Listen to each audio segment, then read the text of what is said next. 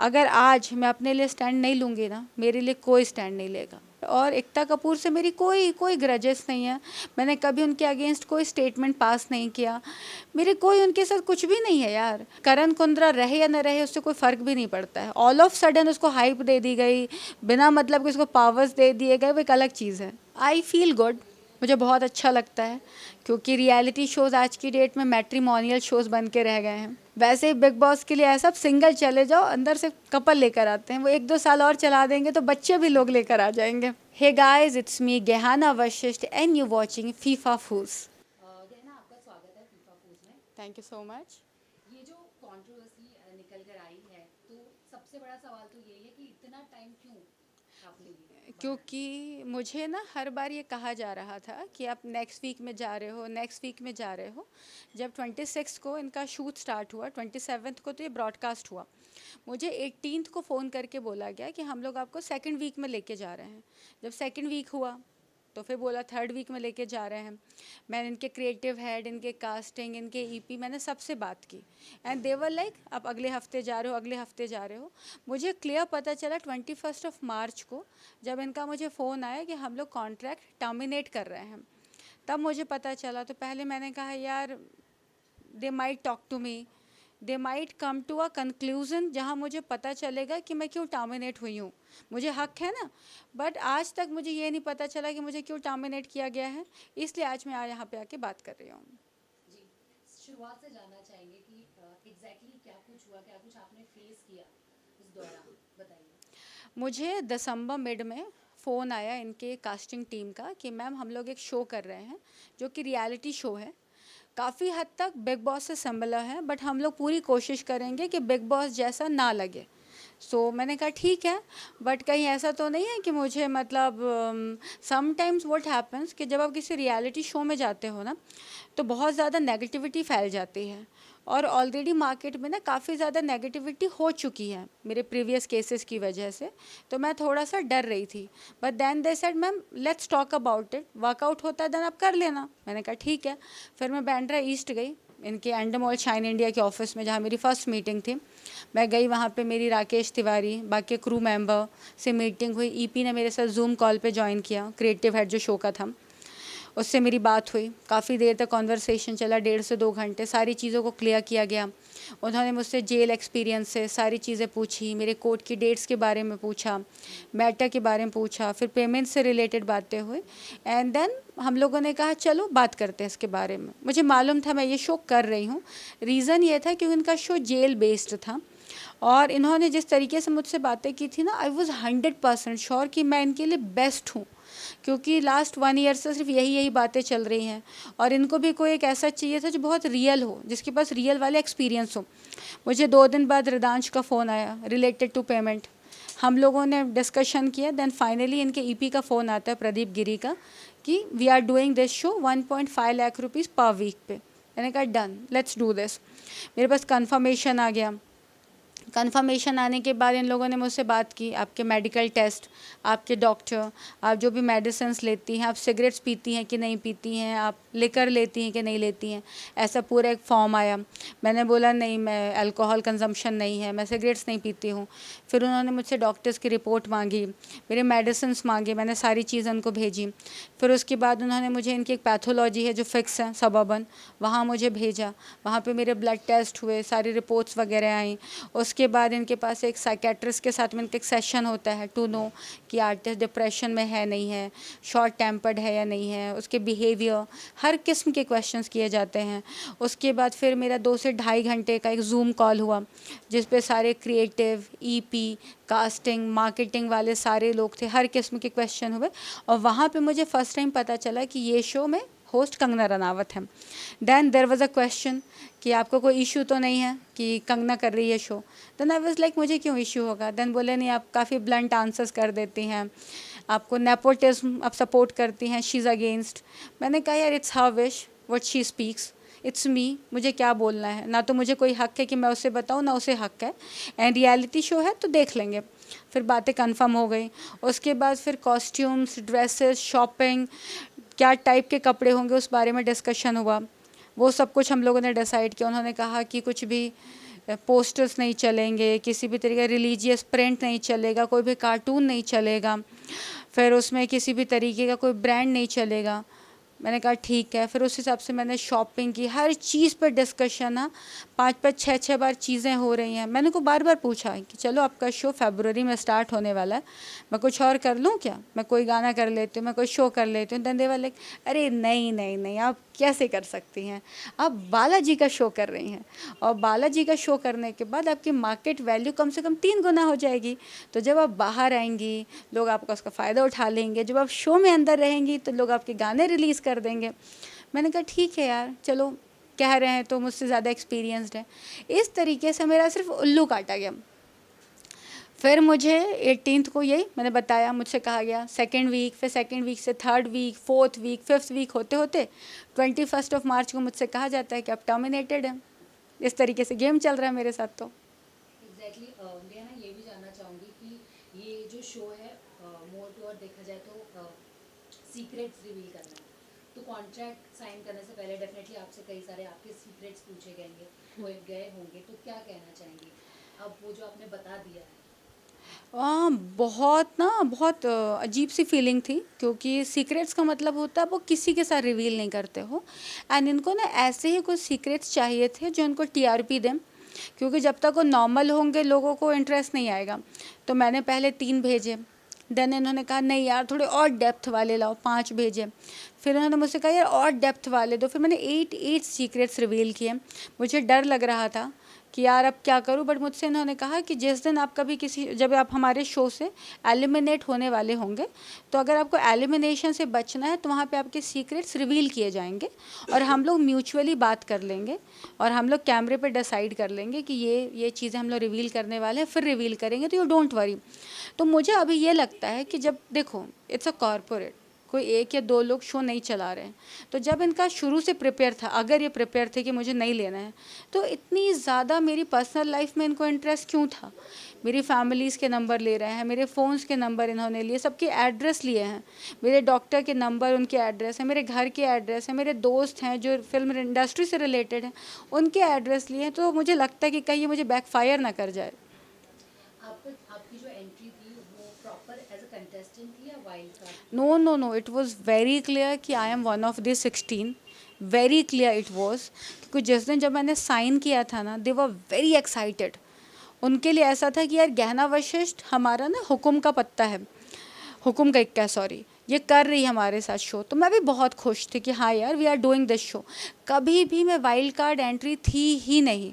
मुझे 18 मार्च को all of sudden call करके बोला गया कि हम आपको as a wild card entry लेके जा रहे हैं। तब मुझे पता चला। अगर मुझे शुरू में पता होता तो मैं शो ही नहीं लेती, क्योंकि पता है क्या होता है, किसी भी रियलिटी शो में ना अगर आप शुरू से नहीं जा रहे हो तो आप अपनी ना जगह नहीं बना पाते हो। आप हिस्ट्री उठा के देख लो, आप रीसेंट बिग बॉस देख लो, बाद में रश्मि देसाई वगैरह गए, वो लोग नहीं बना पाते हैं वो ग्रिप। तो अगर आप शुरू से इन्वॉल्व हो तो ही आपकी वैल्यू। आप लॉकअप देख लो, जो भी लोग बाद में आ रहे हैं वो कब निकल जा रहे हैं किसी को पता भी नहीं है। अभी मुझे ये भी नहीं पता है कि कौन से नए लोग गए हैं। तो शुरुआत की बात ही अलग होती है। गहना अभी जिस तरीके से आप बेबाक होकर अपनी बातें रख रही है, जो भी आप पे बीती है, तो आपको कहीं ना कहीं ये नहीं लगता कि एकता कपूर से बैकफायर भी हो सकता है? यार एक बात बताओ, इससे ज़्यादा बैकफायर क्या होगा। आपने मुझे 4 महीने घर पे बैठा दिया, आपने मुझे आंसर तक नहीं दिया कि मैं क्यों टर्मिनेट हो रही हूँ, आपने मुझे कोई और काम तक नहीं करने दिया। मेरी आपके साथ हर रोज़ की चैट है आपके क्रिएटिव के साथ में कि क्या मैं कोई और शूट ले लूँ, क्या मैं कुछ और ले लूँ, आपने मुझे कुछ करने नहीं दिया। 4 महीने आप मुझे 1 रुपये नहीं कमाने देते हो। अगर किसी का 4 घंटे वेस्ट हो जाए ना तो वो लड़ पड़ता है। मेरे तो 4 महीने हैं। अगर आज मैं उनसे पंगा नहीं लूँ, चलो आज मैं उन्हें कुछ नहीं बोलूँ, क्या गारंटी है कि अगली बार मैं उनके साथ कोई शो साइन करती हूँ वो मेरे साथ सेम नहीं करती हैं। क्या गारंटी है कि वो सेम चीज़ें फिर से नहीं करती हैं। और क्या गारंटी है कि सिर्फ 4 महीने ही वेस्ट करती हैं। स्टैंड तो लेना होगा, आज नहीं लोगे कल लेना होगा, और जिसको काम देना है वो आपको काम देगा, जिसको नहीं देना है वो नहीं देगा। आपके चुप रहने से कुछ नहीं होता है। अगर आज मैं अपने लिए स्टैंड नहीं लूँगी ना, मेरे लिए कोई स्टैंड नहीं लेगा। सही बात है। क्या ना ये बताइए, जैसे एकता कपूर के साथ आप अच्छी टर्म्स में थे, पर क्या है कि ऐसी वजह है जो ये सारी चीज़ें आपको रियलाइज अभी तक कुछ है? एक्चुअली मेरे साथ क्या हो रहा है आजकल मुझे खुद समझ में नहीं आता है। कब क्या हो जाता है मुझे बिल्कुल पता नहीं चलता। जब मैं शो के लिए जाने वाली थी मुझे बड़े अच्छे से बोला गया मैम आओ आओ आओ आप टीआरपी लेकर आओगे, टीआरपी बूस्टर हो, इस तरीके से बातें।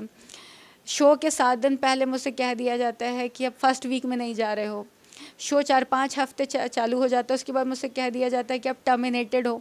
तो मुझे कुछ नहीं समझ में आता यार। और एकता कपूर से मेरी कोई कोई ग्रजेस नहीं है।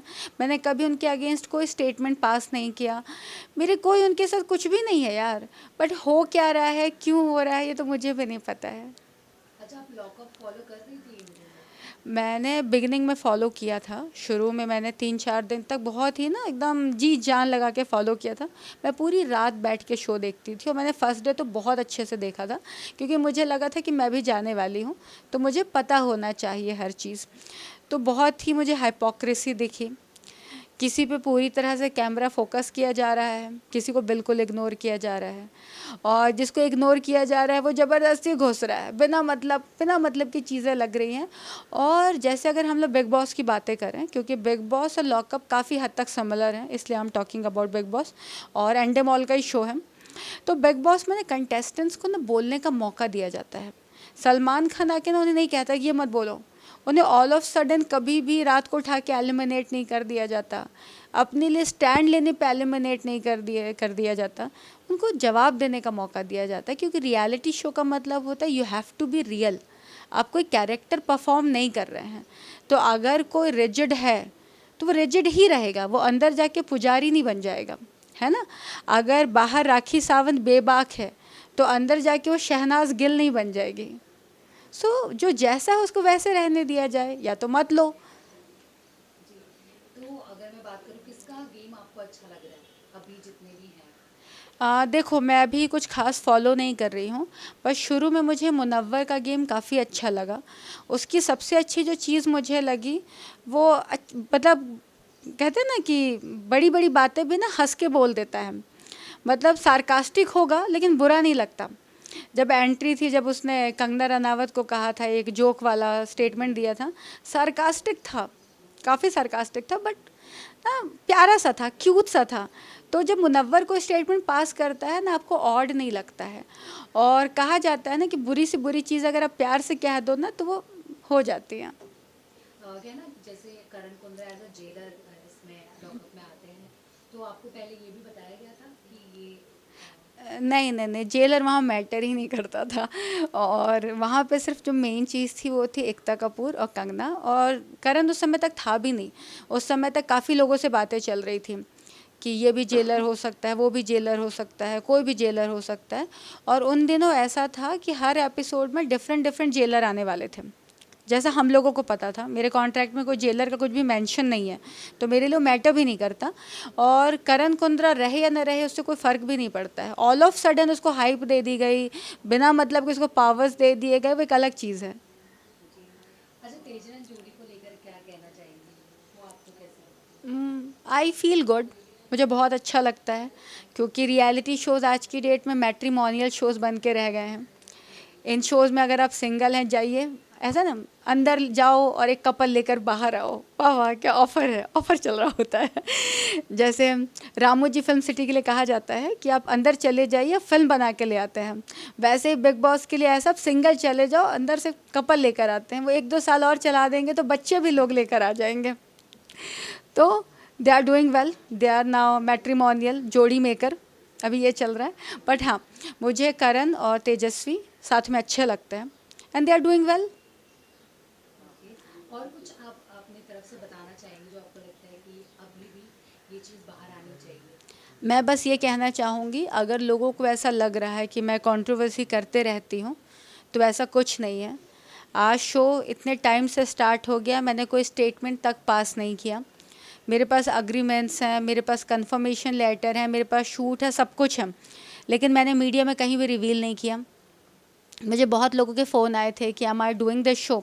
मैंने किसी को कुछ नहीं बताया था, क्योंकि मैंने रूल्स को फॉलो करने में बिलीव करती हूँ, तो मैंने नहीं किया। और आज भी मुझे एकता कपूर से कुछ नहीं चाहिए। मैं ना उन पे कोई क्लेम करने वाली हूँ, ना तो I am expecting anything from her, ना तो मुझे उनके साथ कोई शो करना है। मैं बस पब्लिक को ये कहना चाहूँगी कि कोई कितना भी बड़ा प्रोड्यूसर कोई भी हो, एनीवन, चूँकि टीवी के बारे में बातें आती है तो एकता कपूर बहुत बड़ी प्रोड्यूसर हैं, अगर कोई आपका टाइम ले रहा है तो वो आंसरेबल है, तो शी शुड आंसर कि मैं क्यों टर्मिनेट हुई हूँ।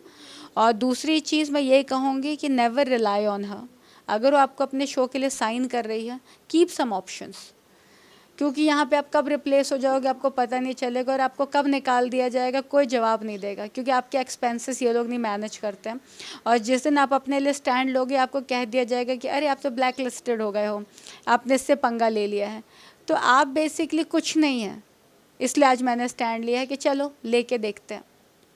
गया ना, जैसे आपने बोला कि रियलिटी शोज नहीं और मैट्रिमोनियल ये साइट्स बन गए शादी वाले, तो उस तरीके से लॉकअप में भी एक जोड़ी बनी है मंजली करके, तो उसको लेकर भी काफी बाहर जोर शोर है, क्या कहना चाहेंगे? मैंने तो ये भी सुना है कि मुनव्वर की शादी भी हो गई है, तो ये किस किस्म की जोड़ी है? टीआरपी के लिए, क्योंकि अंजलि कुछ कर नहीं रही थी। एक टाइम याद है सिद्धार्थ शुक्ला था जब शो में, सो जिसको भी टीआरपी चाहिए होती थी वो सिद्धार्थ के साइड हो जाता था, जिसको भी अगर पब्लिक नोटिस नहीं करती थी तो सिद्धार्थ के साथ झगड़ा करने लगते थे, कोई नोटिस नहीं कर रहा तो सिद्धार्थ को वो गाली दे देते थे, पानी फेंक देते थे, या वो अचानक से दोस्त बन जाते थे। तो Munawar was doing really well, और अंजलि वहाँ पे सिर्फ क्योंकि अंजलि का कोई काम था नहीं एक्टिंग से, वो सिर्फ वीडियोस बना और फेमस हो गई, तो उसको कोई चाहिए था। इवन पूनम भी मुनव्वर के साथ शुरू में बहुत रहती थी, सारा खान का भी थोड़ा बहुत चलता था, किसी ने तो जोड़ी बनानी थी। पूनम ऑफिशियल मैरिड है, सारा की भी शादी हो गई है, then Anjali was a good option, और कुछ तो चाहिए था मसाला। It's just a TRP game यार, and even believe me I don't think कि आफ्टर दिस शो अंजलि और मुनव्वर कंटिन्यू भी करने वाले हैं। जाते जाते क्या कुछ अपने सपोर्टर और जो व्यूअर्स हैं उनको मैसेज देना चाहिए? मैं बस ये कहना चाहूँगी, देखो जज करना बहुत आसान होता है, बहुत आसान होता है। आज आप मुझे भी कुछ भी कह देंगे, आप किसी को भी कुछ भी कह देंगे, लेकिन जिस पे बीतती है वही जानता है। और सबसे मेन चीज़ है, अगर आज मैं अपने लिए स्टैंड नहीं लूँगी ना, कल कोई मेरे लिए नहीं लेगा। आप कल मुझे कुछ भी कह दोगे, आपका हक है कह देगा, जैसे मेरा हक है अपने लिए स्टैंड लेने का। तो मुझे बोलने दो मेरी बातें, आपको सुनने में अच्छी लगे ना लगे, मैं बोलूँगी तो ज़रूर। और अगर आपके साथ गलत हो रहा है, स्टैंड लो। आप चाहे एक छोटे टेक्नीशियन हो, आप चाहे एक छोटे एक्टर हो या बड़े एक्टर हो, आप कोई भी हो, आपके खर्चे चुप रहने से नहीं चलते हैं, आपको अपने लिए स्टैंड लेना होगा। थैंक यू सो मच कहना, होप कि इसका पॉजिटिव आपको रिजल्ट मिले। Thank you.